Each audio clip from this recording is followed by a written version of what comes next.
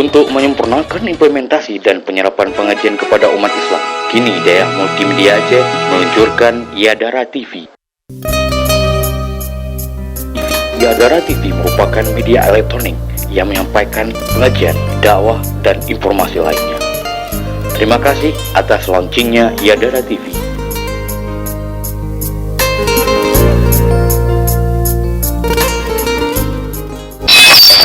Astaghfirullah, innallah kana tawwaba.